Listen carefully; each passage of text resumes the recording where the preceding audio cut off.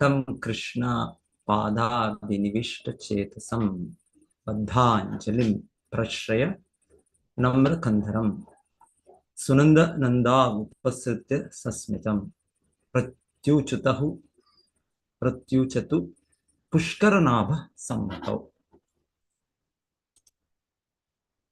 ಇದರರ್ಥ, ಧ್ರುವ ಮಹಾರಾಜನು ಶ್ರೀಕೃಷ್ಣ ಚರಣ ಕಮಲಗಳ ಧ್ಯಾನದಲ್ಲಿ ಸದಾ ತಲ್ಲೀನನಾಗಿರುತ್ತಿದ್ದನು. ಅವನ ಹೃದಯವು ಶ್ರೀಕೃಷ್ಣನಿಂದ ತುಂಬಿತ್ತು.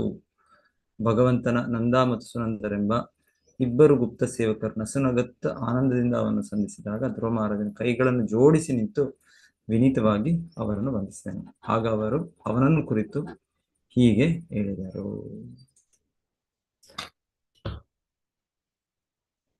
ಶಿಲ ಪ್ರಭುಪಾದರು ನಮಗೆ ಮುಖ್ಯ ಪದಗಳು ಈ ಶ್ಲೋಕದಲ್ಲಿ ಪುಷ್ಕರನಾಭ ಸಮ್ಮತೌ ಅಂತ ಹೇಳಿ.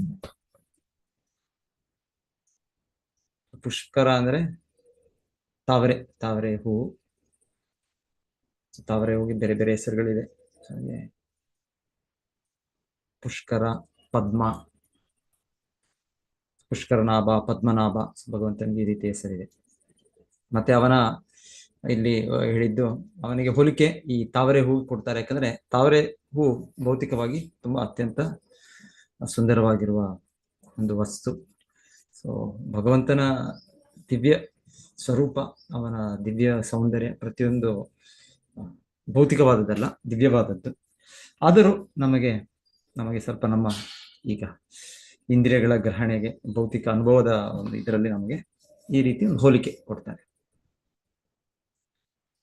ಯಾಕಂದ್ರೆ ಇಲ್ಲಿ ನಮಗೆ ಇನ್ಯಾವ್ದು ಅನುಭವ ಇಲ್ಲ, ಆಧ್ಯಾತ್ಮಿಕವಾಗಿ ಯಾವುದು ಕಾಣೋದಿಲ್ಲ, ನಮಗೆ ಅದರ ಅನುಭವ ಇಲ್ಲ ನಮಗೆ. ಹಾಗೆ ಇಲ್ಲಿ ಭೌತಿಕವಾಗಿ ಯಾವ್ದು ತುಂಬಾ ಸುಂದರವಾಗಿದೆ ಈ ತಾವರೆ ಹೂ. ಸೊ ಅದಕ್ಕೆ ಭಗವಂತನ ಬೇರೆ ಬೇರೆ ದೇಹ ಭಾಗಗಳು, ಅವನ ಕಣ್ಣುಗಳು, ಅವನ ಹೊಕ್ಕಳು, ಅವನ ಕೈಗಳು, ಅವನ ಪಾದಗಳು ಎಲ್ಲವೂ ಕೂಡ ಆ ರೀತಿ ಇರ್ತಾರೆ. ಸೊ ನಮೋ ಪಂಕಜನಾಭಾಯ ನಮೋ ಪಂಕಜ ಮಾಲಿನಿ, ನಮೋ ಪಂಕಜನಾಭಾಯ ನಮೋ ಪಂಕಜ ಮಾಲಿನಿ ನಮೋ ಪಂಕಜ ನೇತ್ರಾಯ ನಮಸ್ತೆ ಪಂಕಜಾಂಗ್ರೈ. ಕುಂತಿದೇವಿಯವರು ಕೂಡ ಹಾಗೆ ಆಡ್ತಾರೆ. ಕುಂತಿದೇವಿ ಭಗವಂತನ ಶುದ್ಧ ಭಕ್ತರು. ಸೊ ಅವರು ಭಗವಂತನನ್ನು ಪ್ರಾರ್ಥನೆ ಮಾಡುವಾಗ ಹೀಗೆ ಭಗವಂತನು, ಕೃಷ್ಣನು ಪಂಕಜನಾಭ, ಈ ಪುಷ್ಕರನಾಭಿ ಅಂತ ಹೇಳ್ತಾರೆ, ಅದೇ ತರ ಪಂಕಜನಾಭ, ಪಂಕಜ ಮಾಲಿನ, ಅವನ ಹಾರ ಪಂಕಜ, ಇದರಿಂದ ಅವನಿಗೆ ಹಾರ ಹಾಕಿರೋದು. ಮತ್ತೆ ಪಂಕಜ ನೇತ್ರ, ಆ ಕಣ್ಣುಗಳು. ಪಂಕಜಾಂಗ್ರಯೇ, ಅಂಗ್ರಿ ಅಂದ್ರೆ ಪಾದಗಳು. ಸೊ ಭಗವಂತನು ಪಂಕಜನಾಭ, ಪದ್ಮನಾಭ, ಪುಷ್ಕರನಾಭ, ಇಲ್ಲಿ ಈ ತರ ಕೇಳ್ತಾ ಇದ್ದೀವಿ ಇಲ್ಲಿ. ಸೊ ಆದರೂ ಆಮೇಲೆ ಭಗವಂತನ ಧಾಮದಲ್ಲಿ ಎಲ್ಲರೂ ಅವನ ಸಮ್ಮತ ಅಂದ್ರೆ ಅವನ ಆಜ್ಞೆಗಳನ್ನು ಅವರು ಪೂರೈಕೆ ಮಾಡ್ತಾ ಇದ್ದಾರೆ. ಸೊ ನಾವು ಭೌತಿಕ ಜಗತ್ತಿನಲ್ಲಿ ನಾವು ಸಮ್ಮತವೂ ಇಲ್ಲ, ನಾವು ಅಸಮ್ಮತವು. ಸೊ ಭಗವಂತನ ನಿರ್ದೇಶನಗಳು ಒಂದಿದೆ, ಸೊ ಆದರೆ ನಮ್ಮ ಇಚ್ಛೆಗಳು ಇನ್ನೊಂದು ರೀತಿಯಾಗಿದೆ, ತದ್ವಿರುದ್ಧ. ಅದು ಏನ್ ಮಾಡೋದು?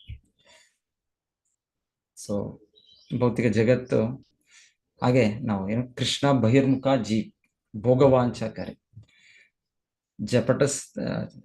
ನಿಕಟಸ್ಥ ಮಾಯಾತಾರೆ ಜಪಟಿಯಾತಾರೆ.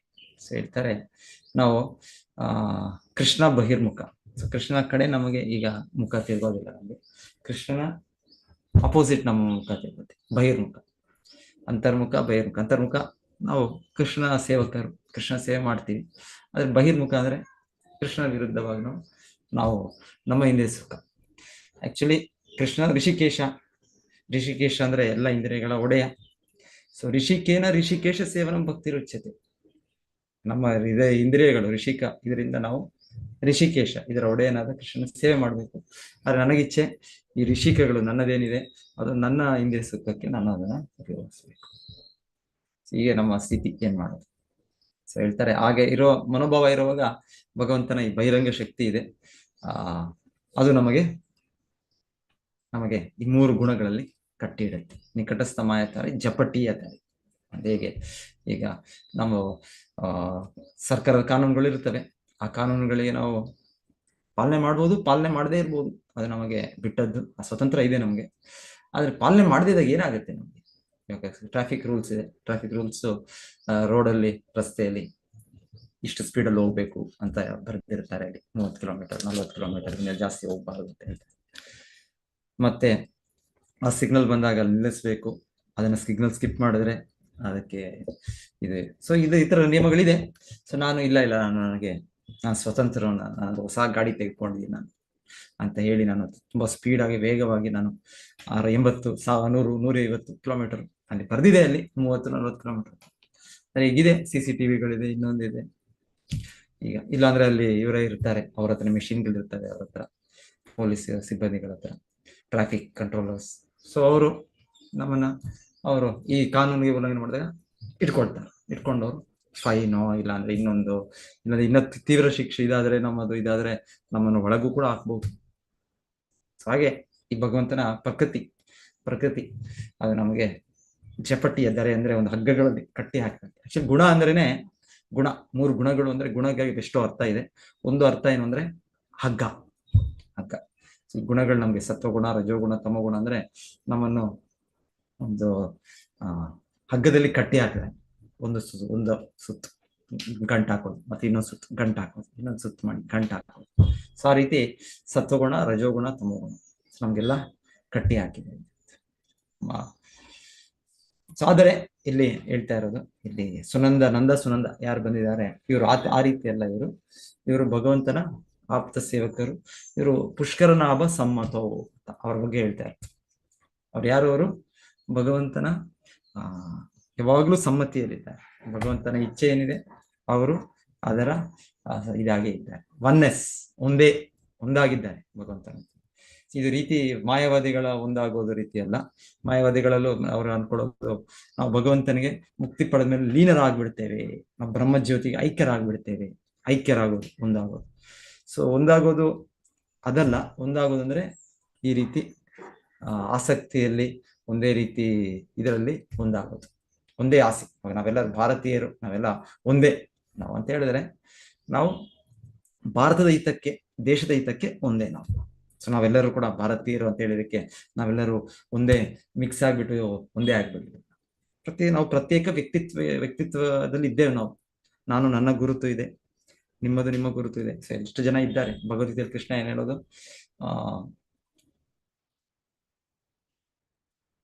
ಕೃಷ್ಣ ಹೇಳಿದ್ದು ಅರ್ಜುನನಿಗೆ, ಹಿಂದೆ ಯಾವ ಸಮಯದಲ್ಲೂ ಅರ್ಜುನ ನಾನಿರ್ಲಿಲ್ಲ, ನೀನಿರ್ಲಿಲ್ಲ, ಇಲ್ಲಿರುವ ಎಲ್ಲ ರಾಜರಿರ್ಲಿಲ್ಲ. ನತ್ವೇವಾಹಂ ಜಾತುನಾಸಂ ನತ್ವಂ ನೇಮೇ ಜನಾಧಿಪ ಸರ್ವಂ ವಯಂ ಅತಾಪರಂ. ಭಗವಂತನ ಹೇಳೋದು, ಹಿಂದೆ ಕೂಡ ನಾನು ಪ್ರತ್ಯೇಕ ವ್ಯಕ್ತಿಯಾಗಿದ್ದೆ, ನೀನು ಕೂಡ ಅರ್ಜುನ ಪ್ರತ್ಯೇಕವಾಗಿದ್ದೆ. ಕೃಷ್ಣ ಇಲ್ಲಿ ಆತ್ಮದ ಜ್ಞಾನವನ್ನು ಅಲ್ಲಿ ಪರಿಚಯ ಮಾಡ್ತಾ ಹೇಳೋದು, ನಾವೆಲ್ಲರೂ ನಿತ್ಯರು, ಯಾರು ಕೂಡ ಸಾವಿಲ್ಲ ಯಾರಿಗೂ. ಎಲ್ಲ ಪ್ರತಿಯೊಂದು ಜೀವಾತ್ಮ, ಪ್ರತಿಯೊಂದು ಜೀವಿ ಕೂಡ ನಿತ್ಯರಾದದ್ದು. ಆದರೆ ಹೇಳ್ತಾ ಭಗವಂತನ ಹೇಳೋದು, ಆ ವ್ಯಕ್ತಿತ್ವವನ್ನು ಕೂಡ ಭಗವಂತನು ಪ್ರತ್ಯೇಕವಾಗಿ ಅಲ್ಲಿ ಸ್ಪಷ್ಟವಾಗಿ ಇದು ಮಾಡ್ತಾನೆ ಭಗವಂತ.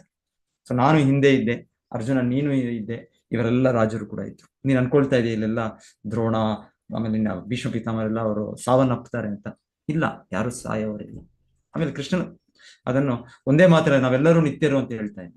ಕೃಷ್ಣನು ಪ್ರತ್ಯೇಕವಾಗಿ ನಾನು, ನೀನು, ಇವರೆಲ್ಲರೂ ಅಂದ್ರೆ ಹೀಗೆ ಆಚಾರ್ಯರು ಅದನ್ನ ಇದು ಕೊಡೋದು, ನಾವೆಲ್ಲರೂ ಪ್ರತ್ಯೇಕ ವ್ಯಕ್ತಿತ್ವವನ್ನು ಹೊಂದಿದ್ದೇವೆ, ನಾವು ಪ್ರತ್ಯೇಕ ವ್ಯಕ್ತಿಗಳು. ಕೃಷ್ಣ ಗೀತೆಯಲ್ಲಿ ಏನ್ ಹೇಳ್ತಾರೆ, ಮಮೈವ ಅಂಶ ಜೀವಲೋಕೆ ಜೀವಭೂತ ಸನಾತನಃ. ಪ್ರತಿಯೊಂದು ಜೀವಿಯು, ಕೃಷ್ಣ ಹೇಳೋದು, ನನ್ನ ಅಂಶವೇ. ಎಷ್ಟೆಷ್ಟು ಜೀವರಾಶಿಗಳಿದೆ, 84 ಲಕ್ಷ ಜೀವರಾಶಿಗಳಿದೆ. ಎಲ್ಲರೂ, ಗಿಡ ಮರಗಳು, ಕ್ರಿಮಿಗಳು, ಕೀಟಗಳು, ಜಲಚರಗಳು, ಪಕ್ಷಿಗಳು ಎಲ್ಲ ಅದರ ಇದು ಕೂಡ ಶಾಸ್ತ್ರದಲ್ಲಿ ಕೊಟ್ಟಿದ್ದಾರೆ. ಭೌತಿಕ ಜಗತ್ತಿನಲ್ಲಿ ಎಷ್ಟೆಷ್ಟು ಅದರ ಸಂಖ್ಯೆ ಅಂತ. ಇದರಲ್ಲಿ ಆಧುನಿಕ ವಿಜ್ಞಾನಿಗಳಿಗೆ ಸ್ಪಷ್ಟತೆ ಇಲ್ಲ. ಪ್ರತಿ ವರ್ಷ ಅವರು ಹೊಸ ಹೊಸ ಜೀವಿಗಳನ್ನು ಕಂಡು ಹಿಡಿತಾರೆ. ಆದ್ರೆ ವೇದಶಾಸ್ತ್ರದಲ್ಲಿ ಸ್ಪಷ್ಟವಾಗಿದೆ, ಅದು 84 ಲಕ್ಷ ಅಂತ. ಅಸಿತೀಂ ಚತುರಶ್ಚೈವ ಜೀವಾಂಸ್ತ.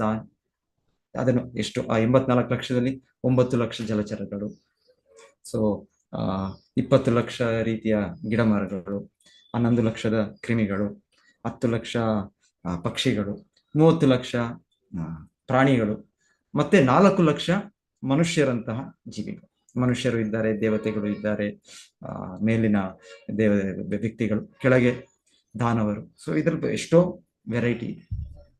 Variety is a mother of enjoyment. So ನಮ್ಮ ಆನಂದಕ್ಕೂ ಕೂಡ ಬಹಳ ವೈವಿಧ್ಯಮತೆ ಬೇಕು. ಎಷ್ಟೋ ಇಚ್ಛೆಗಳಿದೆ ನಮಗೆ, ಅದನ್ನು ಪೂರೈಕೆ ಮಾಡೋಕ್ಕೆ ಬೇರೆ ಬೇರೆ ರೀತಿಯ ಒಂದು ಸೌಲಭ್ಯಗಳು ಬೇಕು, ಸೌಕರ್ಯಗಳು. ಸೊ ಭಗವಂತನು ಇದನ್ನೆಲ್ಲ ಸೃಷ್ಟಿ ಮಾಡಿದ್ದಾನೆ. ಆದ್ರೆ ಭಗವಂತನು ಹೇಳೋದು, ಈ ರೀತಿ ಎಲ್ಲ ಬದ್ಧ ಜೀವಿಗಳು ಹೇಗಿದ್ದಾರೆ ಈ ಭೌತಿಕ ಜಗತ್ತಿನಲ್ಲಿ, ಎಲ್ಲರೂ ಕೂಡ ನನ್ನ ಅಂಶವೇ. ಮಮೈವ ಅಂಶ, ಮಮೈವ ಅಂಶ ಜೀವಲೋಕೆ ಜೀವಭೂತ ಸನಾತನ. ಸನಾತನ ಅಂದ್ರೆ ಶಾಶ್ವತವಾಗಿ. ಸೊ ಈಗೇನು ಕೃಷ್ಣ ಹೇಳ್ತಾ ಇಲ್ಲ, ಈಗ ಇವರೆಲ್ಲ ಭಾಗವಾಗಿದ್ದಾರೆ, ನಂತರ ಇವರು ಮುಕ್ತಿ ಹೋದ್ಮೇಲೆ ಇವರು ನಾನು ಇವರು ಒಂದೇ ಆಗ್ಬಿಡ್ತೀವಿ ಅಂತ ಕೃಷ್ಣ ಹೇಳ್ತಾರೆ. ಕೃಷ್ಣ ಹೇಳ್ತಾರೆ ಮಮೈವ ಅಂಶ, ನನ್ನ ಅಂಶ ಸನಾತನ. ಆದ್ರೆ ನಮ್ಮ ಸ್ಥಿತಿ ಇವತ್ತೇನು? ಮನಃಷ್ಟಾನಿ ಇಂದ್ರಿಯಾಣಿ ಪ್ರಕೃತಿಸ್ಥಾನಿ ಕರ್ಷತಿ. ಭೌತಿಕ ಜಗತ್ತಿನಲ್ಲಿ ಈ ಮನಸ್ಸು ಮತ್ತೆ 5 ಇಂದ್ರಿಯಗಳು ಸೇರಿದಂತೆ, 5, 10 ಕರ್ಮೇಂದ್ರಿಯ, ಜ್ಞಾನೇಂದ್ರಿಯಗಳೆಲ್ಲ ಸೇರಿದಂತೆ ಷಷ್ಠೇಂದ್ರಿಯ, ಅದು ಮುಖ್ಯವಾಗಿ ಭಗವಂತನು ಜ್ಞಾನೇಂದ್ರಿಯಗಳನ್ನ ಹೇಳ್ತಾನೆ. ಅದರಿಂದನೇ ಮುಖ್ಯವಾಗಿ ಮೊದಲು ನಮಗೆ ಭೌತಿಕ ಸುಖ, ಭೌತಿಕ ಇದಾಗೋದು, ಸೊ ಸ್ಪರ್ಶ ಆಗೋದು ಭೌತಿಕ ಜಗತ್ತು. ಮನಃಷ್ಟಾನಿ ಇಂದ್ರಿಯಾಣಿ ಪ್ರಕೃತಿ ಸ್ಥಾನಿ ಕರ್ಷತಿ. ಹಾಗೆ ಪ್ರಕೃತಿ ನಮ್ಮನ್ನು ಕರ್ಷತಿ. ಕರ್ಷತಿ struggle for existence, survival of the fittest, ಇದರಲ್ಲಾಗಿ ನಾವು ಓದಿದ್ದೇವೆ, ಕೇಳ್ತೇವೆ. ಹೌದು, ಭೌತಿಕ ಜಗತ್ತಿನಲ್ಲಿ ನಾವು ಈ ಇಂದ್ರಿಯಗಳ ಜೊತೆಗೆ ಮನಸ್ಸಿನ ಜೊತೆಗೆ ನಮಗೆ ಇದೇ ನಮ್ಮ ವೇದಿ. ಮನಸ್ಸು ಇಂದ್ರಿಯಗಳೇ ನಮಗೆ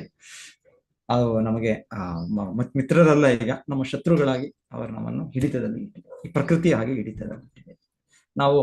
ನಾವು ಅಸಮ್ಮತ, ಪುಷ್ಕರನಾಭ ಅಸಮ್ಮತ. ಪುಷ್ಕರನಾಭ ಸಮ್ಮತರಲ್ಲ, ಈಗ ನಾವು ಪುಷ್ಕರನಾಭ ಅಸಮ್ಮತ. ಸೊ ಇದು ನಮ್ಮ ಸ್ಥಿತಿ. ಸೊ ಹಾಗೆ ಆದ್ರೂ ನಾವು ಅಂಶ ಇದರಿಂದ, ನಾವು ಭಾಗ ಆಗೋದ್ರಿಂದ, ಒಂದು ಭಾಗ ಅನ್ನೋದು ಒಂದು ಪೂರ್ಣದ ಭಾಗ, ಇನ್ನೊಂದು ವಸ್ತುವಿನ ಭಾಗ.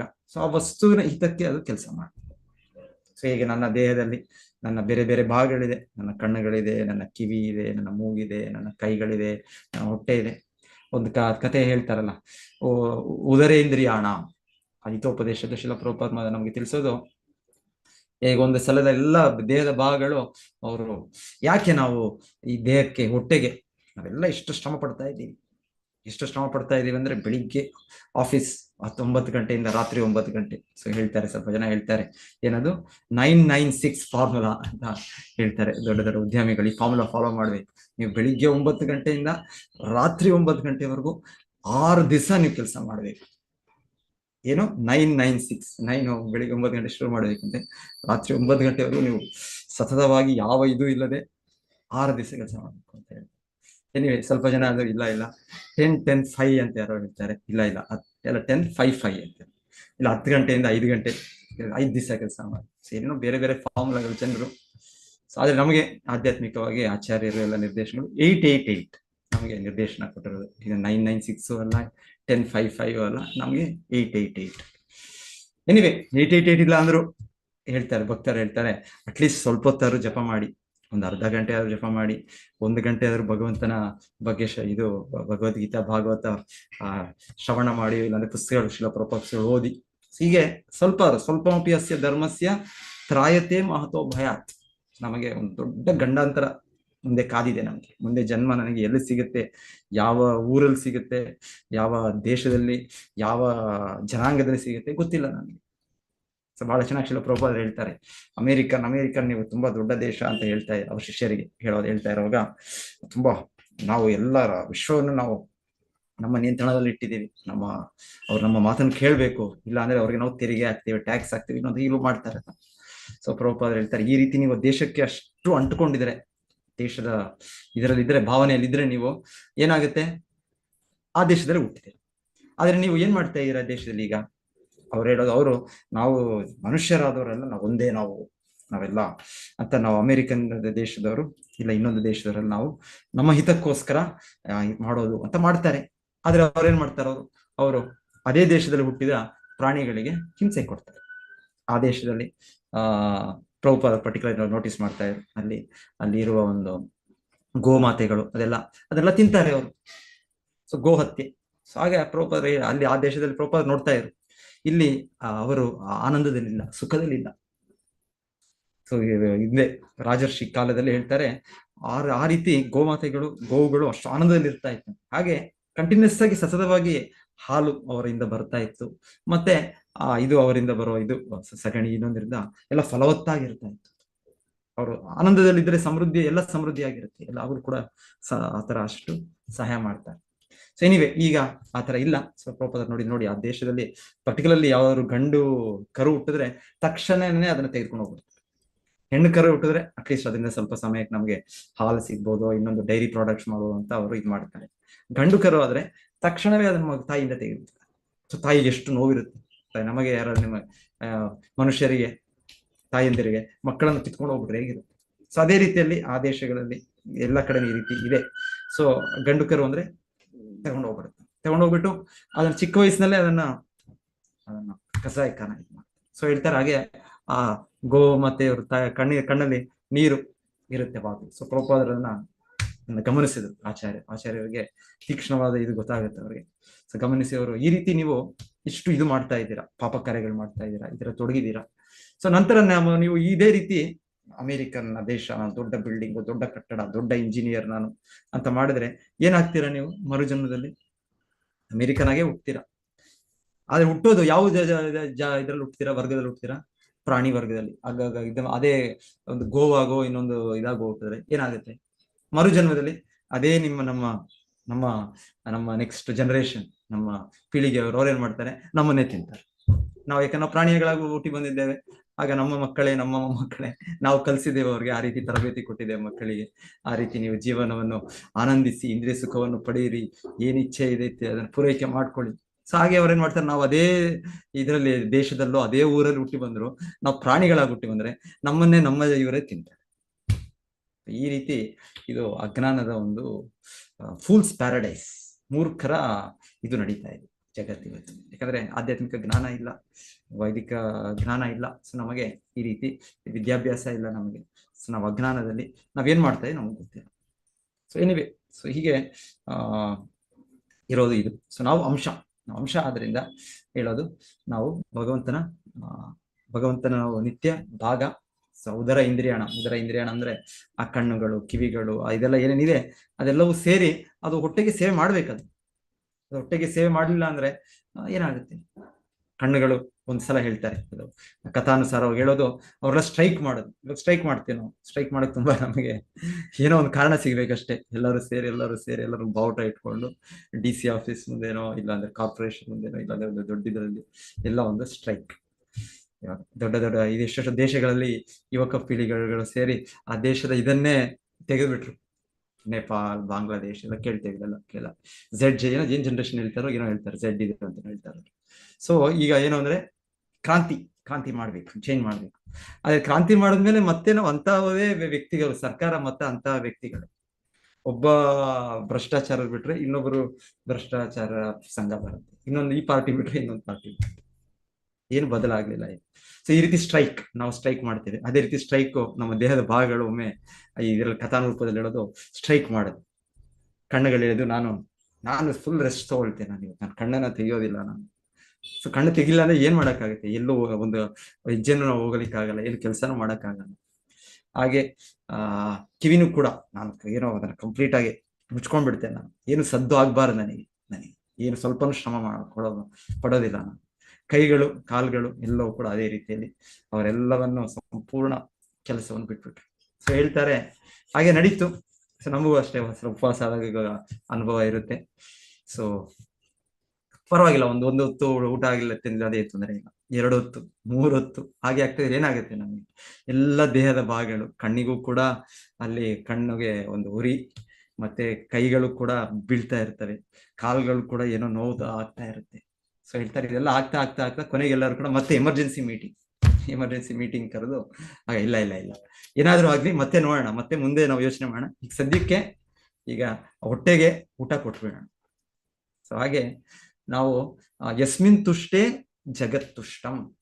ಸೊ ಭಗವಂತನು ಈ ಹೊಟ್ಟೆ ದೇಹದಲ್ಲಿ ಇದ್ದಾಗ, ಇಲ್ಲಾಂದ್ರೆ ಒಂದು ಮರದಲ್ಲಿ ಒಂದು ಬುಡದ ಬೇರುಗಳಿದ್ದಾಗೆ ಅವನು ಮೂಲ. ಸೊ ಅವನಿಗೆ ತೃಪ್ತಿ ಪಡಿಸಿದ್ರೆ ಮಾತ್ರ ನಮಗೂ ಕೂಡ ತೃಪ್ತಿ ಸಿಗುತ್ತೆ, ಆನಂದ ಸಿಗುತ್ತೆ. ಇಲ್ಲ ಅಂದ್ರೆ ನಮಗೆ ಪುಷ್ಕರ ನಾಭ ಸಮ್ಮತೋ ಆದ್ರೆ ಮಾತ್ರನೇ ನಮಗೆ ಪೋಷಣೆ, ನಮಗೆ ಆನಂದ, ನಮಗೆ ಸುಖ. ಇಲ್ಲ ಅಂದ್ರೆ ಇದು ತಾತ್ಕಾಲಿಕ ಮರೀಚಿಕೆ.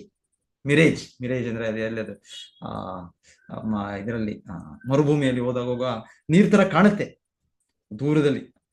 ಸೊ ಅದೇ ನೀರಿಲ್ಲ ಅಲ್ಲಿ. ಅಲ್ಲಿ ಮರೀಚಿಕೆ, ಅದು ಅದು ಅದು ಮರುಭೂಮಿಯಲ್ಲಿ ನೀರೆಲ್ಲಿ ಬಂತು? ಪ್ರಶ್ನೆ ಬರೋದಿಲ್ಲ. ಆದರೆ ಆ ಪ್ರಾಣಿ ಬುದ್ಧಿ ಇಲ್ಲ ಅಲ್ವಾ, ಅದಕ್ಕೆ ಅನ್ಸುತ್ತೆ ಇಲ್ಲ ಅಲ್ಲಿದೆ, ಅಲ್ಲಿ ಏನೋ ಇದೆ, ಅಲ್ಲಿ ನೀರ್ ಸಿಕ್ಕದೆ ನಂಗೆ ಅಂತ. ನಾವು ಅದೇ ರೀತಿಯಲ್ಲಿ ಭೌತಿಕವಾಗಿ ಇದು ನಂಗೆ ಸಿಕ್ಬಿಟ್ರೆ, ಈ ಒಂದು ವಸ್ತು ಸಿಕ್ಬಿಟ್ರೆ, ಈ ಒಂದು ರೀತಿಯ ಒಂದು ಕೀರ್ತಿ ಸಿಕ್ಬಿಟ್ರೆ, ಈ ರೀತಿಯ ಒಂದು ಪದವಿ ಸಿಕ್ಬಿಟ್ರೆ, ಈ ರೀತಿಯ ನನ್ನ ಜನರ ಬೆಂಬಲ ಸಿಕ್ಬಿಟ್ರೆ, ಸೊ ನಾವು ಈ ತರ ಇಂದ್ರಿಯ ವಸ್ತುಗಳು, ನಾವು ಕಾಮಾದಿನಾಂ ಕಥಿನ ಕಥಿದ ಪಾಲಿತ ದುರ್ನಿದೇಶ, ನಮ್ಮ ಕಾಮ ಕ್ರೋಧ ಇದೆಲ್ಲ ಇದೆ ನಮಗೆ, ನಮ್ಮ ಸಹೋದರರು ನಮಗೀಗ ಇದು ನಮ್ಮನ್ನು ಇದರ ಪೂರೈಕೆಯಲ್ಲಿ ನಮ್ಮನ್ನ ಮನಸ್ಸು ನಮ್ಮನ್ನು ಪ್ರಚೋದನೆ ಮಾಡ್ತಾನೆ. ಆದ್ರೆ ಇದರಲ್ಲಿ ನಮಗೆ ಇಲ್ಲ, ನಮಗೆ ಏನು ಇದರಲ್ಲಿ ಸುಖ ಆನಂದ ಇಲ್ಲ. ಅನುಭವ ನಮ್ಗೆ ಆಗ್ತಾ ಇದೆ, ಆದ್ರೂ ಕೂಡ ನಮ್ಗೆ ಪಶ್ಯನ್ನಪಿ ನ ಪಶ್ಯತಿ, ನಮಗೆ ಕಾಣ್ತಾ ಇದ್ರು ಕಾಣ್ತಾ ಇಲ್ಲ. ಅದಕ್ಕೆ ಇಲ್ಲಿ ಹೇಳ್ತಾ ಇರೋದು, ಇದು ಜೀವನದ ಗುರಿ. ಅಂದ್ರೆ ಮಾನವ ಜನ್ಮ ನಮ್ಗೆ ಸಿಕ್ಕಿದೆ ಅಂದ್ರೆ ಲಬ್ಧ್ವಾ ಸುದುರ್ಲಭಮಿದಂ ಬಹು ಸಂಭವ ಅಂತೆ.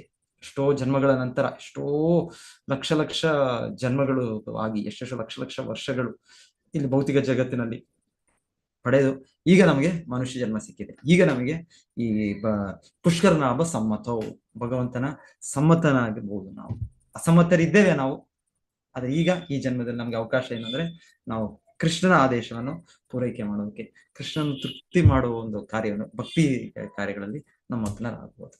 ಧ್ರುವ ಮಹಾರಾಜರ ಬಗ್ಗೆ ಬಹಳ ಚೆನ್ನಾಗಿ ಶ್ರೀಲ ಪ್ರಭುಪಾದರು ಹೇಳ್ತಾ ಇದ್ದಾರೆ. ಆ ರೀತಿ ಧ್ರುವ ಮಹಾರಾಜರು ತುಂಬಾ ತೀವ್ರವಾಗಿ ಭಕ್ತಿ ಸೇವೆಯಲ್ಲಿ ತೊಡಗಿದ್ರಿಂದ ಅವರು ಪರಿಪೂರ್ಣತೆಯನ್ನು ಪಡೆದ್ರು.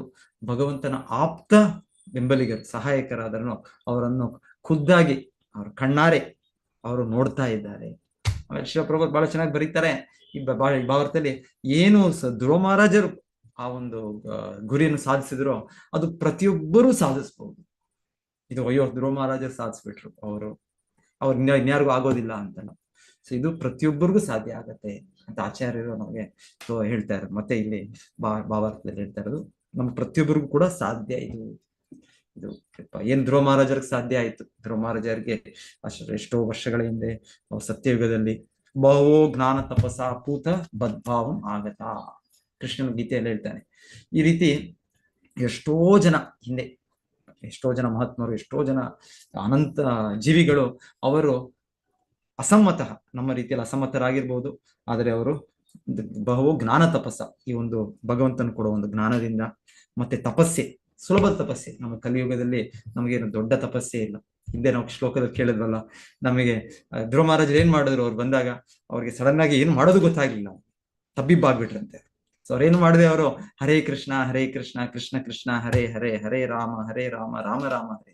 ಸೊ ಆ ರೀತಿಯಲ್ಲಿ ಅವ್ರು ಹೇಳಿದ್ರಿಂದ ಅವ್ರಿಗೆ ಬಂದ ಅಷ್ಟು ಮಹಾತ್ಮರು ಸುನಂದಾನಂದ ಅವರನ್ನು ಪ್ರಸನ್ನಗೊಳಿಸಿದ್ರು ಅಂತ ಹೇಳ್ತಾರೆ. ವಿನೀತರಾಗಿ ಇವತ್ತು ಈ ಶ್ಲೋಕದಲ್ಲಿ ಕೂಡ ನಮ್ರರಾಗಿ ಅವರು ತಲೆಬಾಗಿ ಅವರನ್ನು ಭಗವಂತನ ಸದಾ ನೆನೆಸ್ತಾ ಇರೋರು, ಸದಾ ಅವ್ರ ಚಿತ್ತ ಅವರಲ್ಲೇ ಇದೆ. ಅವರಿಗೆ ಅನನ್ಯ ಚಿಂತೆಯಂತೋ ಮಾಂ ಯೇ ಜನ ಪರಿಪಾಸತೆ ತೇಷಾಂ ನಿತ್ಯಾಭಿಯುಕ್ತಾನಾಂ ಯೋಗಕ್ಷೇಮಂ ವಹಾಮ್ಯಹಂ. ಸೊ ಕೃಷ್ಣನು ಹೇಳೋದು, ಯಾರು ನನ್ನನ್ನು ನಿತ್ಯವಾಗಿ ಸ್ಮರಣೆ ಮಾಡ್ತಾರೆ ನಾನು ಅವರ ಕ್ಷೇಮವನ್ನು ನೋಡ್ತೇನೆ. ಹಾಗೆ ಧ್ರುವ ಮಹಾರಾಜರು ಸತತವಾಗಿ ಕೃಷ್ಣನ ಸ್ಮರಣೆಯಲ್ಲಿದ್ದರು. ಸೊ ಅವ್ರಿಗೆ ಆದ್ರೂ ಆ ಕ್ಷಣದಲ್ಲಿ ಗೊತ್ತಾಗ್ಲಿಲ್ಲ ಏನ್ ಮಾಡೋದು ಅಂತ. ಅವ್ರೇನ್ ಮಾಡೋರು, ಅವರು ಭಗವಂತನ ನಾಮವನ್ನು ಹೇಳಿದ್ರು. ಸೊ ಶ್ರೀಲ ಪ್ರಭುಪಾದರು ಅಲ್ಲೂ ಕೂಡ ನಿನ್ನೆ ಕೂಡ ಹೇಳಿದ್ದು, ಈ ತರ ಭಗವಂತನ ನಾಮವನ್ನು ಹೇಳೋದ್ರಿಂದ ಎಲ್ಲವೂ ಪರಿಪೂರ್ಣವಾಗುತ್ತೆ. ಸೊ ಕಲಿಯುಗದಲ್ಲಿ ನಮಗಷ್ಟೇ, ನಮ್ಮಲ್ಲಿ ಇನ್ನೇನು ದೊಡ್ಡ ತಪಸ್ಸೆಗಳು ನಮ್ಮಿಂದ ಏನು ಅಪೇಕ್ಷಿಸ್ತಾ ಇಲ್ಲ. ಶಾಸ್ತ್ರವಾಗ್ಬೋದು, ಆಚಾರ್ಯರಾಗ್ಬೋದು, ಕೃಷ್ಣನಾಗ್ಬೋದು, ಹೋಗಿ ನೀವು ಅಲ್ಲಿ ಹಿಮಾಲಯದಲ್ಲಿ ಹೋಗಿ, ಅಲ್ಲಿ ಮಾನಸ ಸರೋವರದಲ್ಲಿ ಹೋಗಿ, ಅಲ್ಲಿ -20 ಡಿಗ್ರಿ 30 ಡಿಗ್ರಿನೋ ಅಲ್ಲಿರೋ ಆ ನೀರಿನಲ್ಲಿ ಸ್ನಾನ ಮಾಡಿ, ಅಲ್ಲಿ ಒಂದು 6 ತಿಂಗಳು ಅಭ್ಯಾಸ ಮಾಡಿ, ಯೋಗಾಭ್ಯಾಸ, ಇದು ಯಾರು ಕೂಡ ಎಕ್ಸ್ಪೆಕ್ಟ್ ಮಾಡ್ತಾ ಇಲ್ಲ. ಸೊ ನಾವು ಎಲ್ಲಿದ್ದೇವೆ ಅಲ್ಲಿ ಚೈತನ್ಯ ಮಹಾಪ್ರಭು ನಮ್ಗೆ ಏನ್ ಕೊಟ್ಟಿದ್ದಾರೆ, ಸ್ಥಾನೇ ಸ್ಥಿತ, ಎಲ್ಲಿದ್ರು ನಾವು ಇರ್ಬೋದು. ನಾವು ಯಾವ ದೇಶದಲ್ಲಾದ್ರೂ, ಯಾವ ಊರಿನಲ್ಲಾದ್ರೂ, ಯಾವ ನಗರದಲ್ಲಾದ್ರೂ, ಯಾವ ಸ್ಥಿತಿಯಲ್ಲಾದ್ರೂ, ನಾವು ಯಾವ ಒಂದು ಇದರಲ್ಲಿದ್ರು ಕೂಡ ಏನ್ ಮಾಡ್ಬೇಕು, ನಾವು ಭಗವಂತನ ಈ ಭಾಗವತವನ್ನು ನಾವು ಆಲಿಸಬೇಕು. ಪ್ರಭುಪಾದರು ನೋಡಿ ಎಷ್ಟು ಚೆನ್ನಾಗಿ ನಿರ್ದೇಶನಗಳು ನೋಡಿ. ಸೊ ಇದು ನಾವು ಅದನ್ನ ಶ್ರವಣ ಮಾಡೋದ್ರಿಂದ, ನಂತರ ಯುಗದ ಧರ್ಮವಾದ ಹರೇ ಕೃಷ್ಣ ಅಂತ ಜಪಿಸೋದ್ರಿಂದ, ಈ ತಪಸ್ಸೆಯಿಂದ ಭಾವೋ ಜ್ಞಾನ ಜಪಸ ಪೂತ ಮದ್ಭಾವ ಆಗತಃ ನಾವು ಪರಿಶುದ್ಧರಾಗ್ತೇವೆ. ನಾವು ಪರಿಶುದ್ಧರಾಗಿ ನಾವು ಕೂಡ ಒಂದು ದಿವಸ ಈ ರೀತಿ ಅಪೇಕ್ಷಿಸಬಹುದು. ಕೃಷ್ಣ ಕೃಪೆಯಿಂದ ಈ ರೀತಿ ನಮಗೂ ಈ ಸುನಂದಾನಂದ ಆ ರೀತಿಯ ಒಂದು ವೈಕುಂಠ ವಿಮಾನ ಬಂದು ನಮ್ಮನ್ನು ಕರ್ಕೊಂಡು ಹೋಗ್ಬೋದೆ. ಹರೇ ಕೃಷ್ಣ. ಸೊ ಇನ್ನೊಂದ್ಸಲ ನಾನು ಭಾವಾರ್ಥ ಹೋಗ್ತೇನೆ, ನೋಡೋಣ ಇನ್ನೇನಾದ್ರು ಪಾಯಿಂಟ್ಸ್ ನೆನಪು ಬಂದ್ರೆ ನನಗೆ, ಇಲ್ಲ ನೀವೇ ಯಾರಾದ್ರೂ ಏನಾದ್ರು ಪಾಯಿಂಟ್ಸ್ ಇರ್ತೀರ ಅಂತ ಹೇಳಿ. ಈ ಶ್ಲೋಕದಲ್ಲಿ ಪುಷ್ಕರ ನಾಭ ಸಮ್ಮತೌ ಎಂಬ ಪದವು ಅರ್ಥಪೂರ್ಣವಾಗಿದೆ.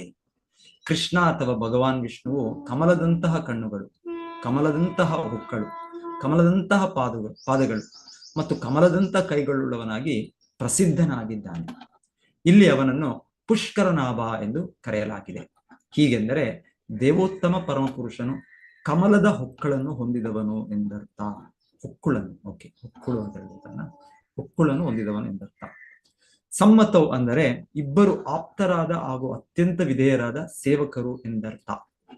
ಭೌತಿಕ ಜೀವನದ ರೀತಿಯು ಆಧ್ಯಾತ್ಮಿಕ ಜೀವನದ ರೀತಿಗಿಂತ ಭಿನ್ನವಾದುದು.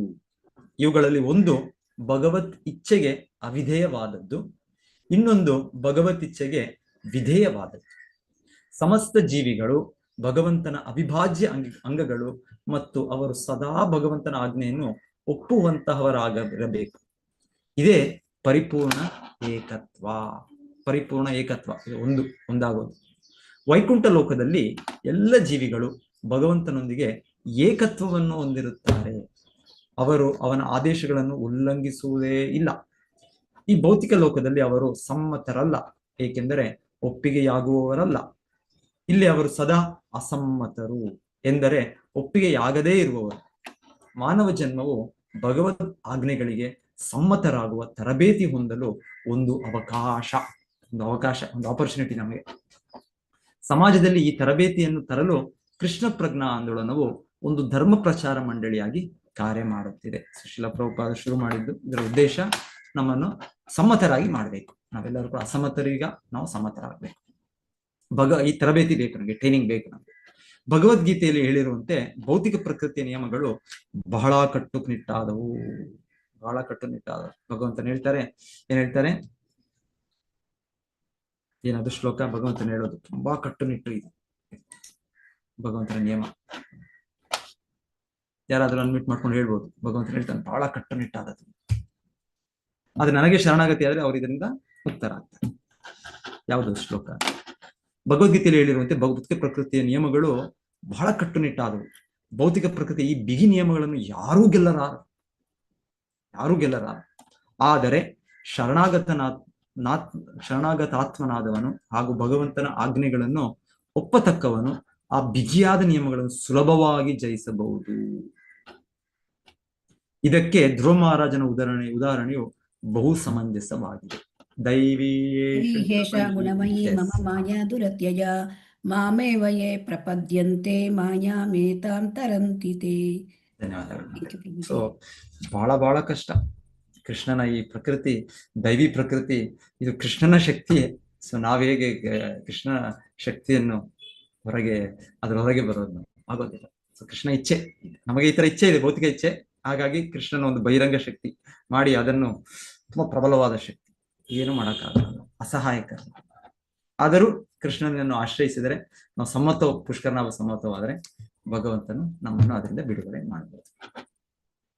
ದೇವೋತ್ತಮ ಪರಮಪುರುಷನ ಆಜ್ಞೆಗಳಿಗೆ ಕೇವಲ ಸಮ್ಮತನಾಗಿ ಭಗವಂತನಲ್ಲಿ ಪ್ರೀತಿಯನ್ನು ಬೆಳೆಸುತ್ತಾ ಧ್ರುವನು ಭಗವಾನ್ ವಿಷ್ಣುವಿನ ಅಂತರಂಗದ ಸೇವಕರನ್ನು ಮುಖಾಮುಖಿ ಭೇಟಿ ಮಾಡಲು ಅವಕಾಶ ಪಡೆದನು. ಧ್ರುವ ಮಹಾರಾಜನಿಗೆ ಸಾಧ್ಯವಾದುದು ಸರ್ವರಿಗೂ ಸಾಧ್ಯ.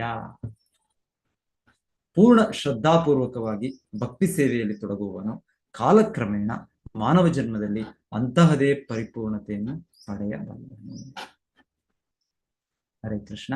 ಯಾರಾದ್ರೂ ಏನಾದ್ರೂ ಸೇರಿಸ್ತೀರಂದ್ರೆ ಏನಾದ್ರೂ ಹೇಳಿ.